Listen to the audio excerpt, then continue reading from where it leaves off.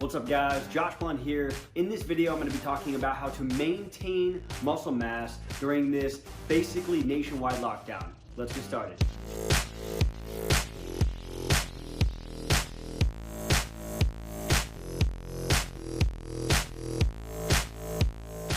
Welcome to my channel, everybody. Thank you for joining me. If you haven't subscribed yet, go ahead and hit that subscribe button now and turn on those bell notifications.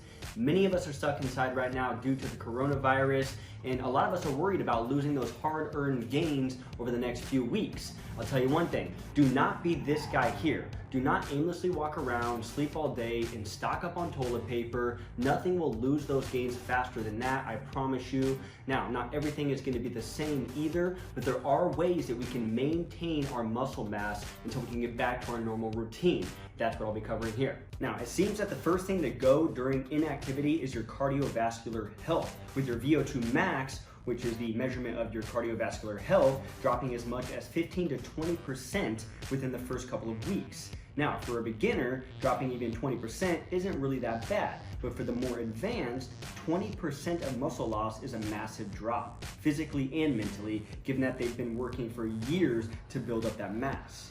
Now, this will also depend on the level of intensity that you do during your workouts on a normal basis. One study in 2005 by PubMed on strength training, aerobic power, and the detraining effects states that higher intensity training may maintain the gains for more prolonged periods after training ceases, meaning gains of lower levels of intensity might be the first to go.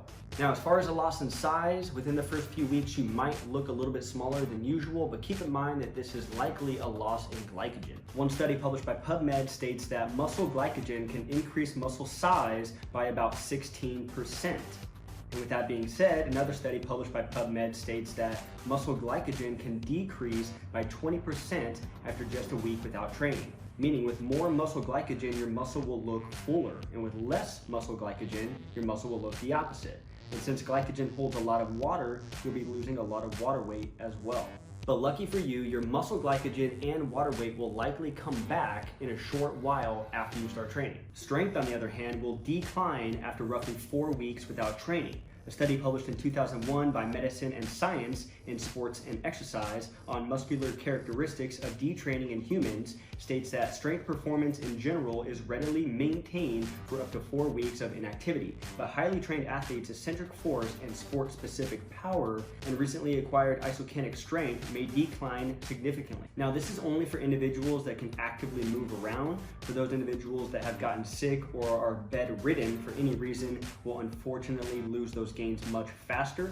One study published on PubMed in 2016 states that 1 week of bed rest substantially reduces skeletal muscle mass and lowers whole body insulin sensitivity. Now, I'm guessing this is because your muscles use a lot of energy, and if you're sick, your body's going to want to use all of that energy to fight the virus, meaning your muscle mass has to go because it requires too much energy. So how do we maintain our gains? Unfortunately, you'll end up losing some, but you can easily maintain most of it if you put in a little work at home. Just because your city is in lockdown doesn't mean your life has to stop. Let's take a look at an article by Brett Contreras in 2016 on how much training is necessary to maintain strength and muscle, which says, so how long can you go and still retain strength and muscle gains? It depends on physical age, training age, so how long you've been training, volume, and whether the goal is to retain strength or hypertrophy, which is to prevent atrophy, and goes on to say, bear with me guys, if you're a younger adult, you can likely keep most of your muscle mass gains by training 1 day per week with a full body routine consisting of around 3 sets of 5 to 7 exercises. You can build strength with the same amount of training and maintain strength with much less volume, probably 1 set of 5 to 7 exercises per week, but strength is specific, so you would need to be performing a lift that you seek to maintain. Sets would need to be performed to or close to failure. That's going to be the key here, guys, close to failure, remember that. Alternatively, if lesser effort was desired, sets could be taken far shy of failure if volume was doubled. So this is just an example if you're a younger adult, so let's take a peek at older adults. You need slightly more volume to maintain muscle mass, perhaps 3 sets of 5 to 7 exercises over 4 to 5 days, and you can maintain strength with lesser volume, probably 1 to 2 sets of 5 to 7 exercises per week, but strength is specific, so you'll need to be performing the lift you seek to maintain. Sets would need to be performed to or close to failure. Again, near or close to failure here, guys.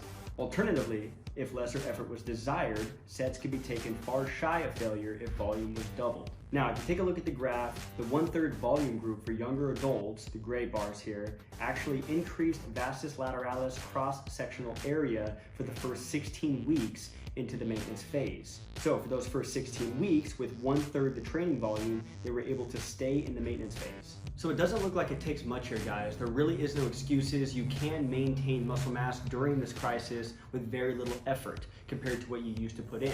Volume might change as far as reps, sets, and weight go. If you were doing 8 to 12 reps, obviously you'll need to be doing much more than that if you're doing your own body weight for exercises, closer to 20 to 25 reps, I'd imagine. Sets could stay at 3 to 4 per exercise, but you might need to bump that up just a little bit. And as far as your weight goes, unless you have a home gym, the weight you'll be lifting will drop, but intensity should stay the same. You should still be pushing yourself close to failure during each set if you really want to maintain your gains. That'll be up to you. Now, obviously 20 to 25 reps per exercise is quite a bit compared to what you're used to doing. I'm not gonna BS you on that one, but in times like this, there really is no other choice. Now, if you were to actually lose some gains, regaining all of that mass back is quite easy. Just like with muscle memory when riding a bike, it will all come back. And in this case, we'll be talking about myonuclei. A study published in 2019 by American Journal of Physiology states that myonuclei gained during exercise induced skeletal muscle hypertrophy may be long-lasting and could facilitate future muscle adaptability after deconditioning, a concept colloquially termed as muscle memory. So during your initial training, you'll develop more myonuclei within the muscle, which is important for muscle and strength. When you start training, your muscles will adapt and get bigger. Part of that is by increasing the amount of myonuclei within the muscle cells, creating an increase in size or hypertrophy. The good thing is if you go into a state of muscle atrophy or losing muscle mass due to detraining, you don't actually lose myonuclei. They stay the same. So during retraining, your body will skip the buildup of myonuclei and go straight to the buildup of muscle. Now, me personally, I think that a little bit of extra rest is good, not because I'm lazy, but when you've been training for a long time, a little bit of extra rest is actually good for overall recovery, allowing any kind of injuries or soft tissues to heal up. Not only that, but when you've been out of the gym for so long, it will boost your motivation and intensity levels when you do get back into the gym. So that might be the push that you've been needing.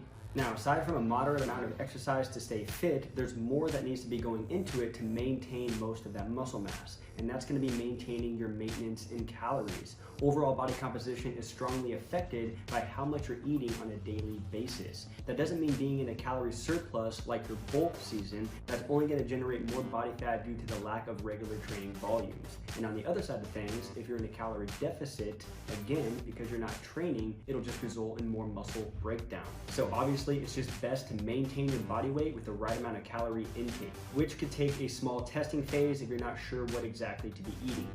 There are a few general guidelines that you could follow to get that maintenance calorie amount. If you have a fast metabolism, I'd recommend multiplying your body weight in pounds by 14. As an example, if you weigh 150 pounds, then take 150 times 14, which equals 2,100 calories for the day. If you have a slow metabolism, then multiplying 150 by 12, which would be 1,800 calories per day, is recommended. This is just a starting point. If you maintain these calories and end up gaining a little weight, go down 100 calories. If you lose a little weight, go up 100 calories. Then just keep track of your weight or your body image over time. For the most effective approach, make sure you eat a balanced diet of whole, minimally processed foods, including healthy proteins, fats, leafy greens, and fruits throughout the day. And another important tip during a detraining phase is to keep your protein intake high. It's recommended to stay around 1 gram of protein per pound of body weight. So if you weigh 150 pounds, then you need 150 grams of protein. Even a little more wouldn't hurt. Roughly 20% of your calorie intake from healthy fats and the rest in carbs, which will include your fruits and vegetables. That is just a general guideline, possibly a place to start. All right, guys, that's gonna be it for the video today. We are all making sacrifices due to this virus, and exercise is no exception. But if you follow the tips in this video, it will help you to maintain that muscle mass for a longer period of time.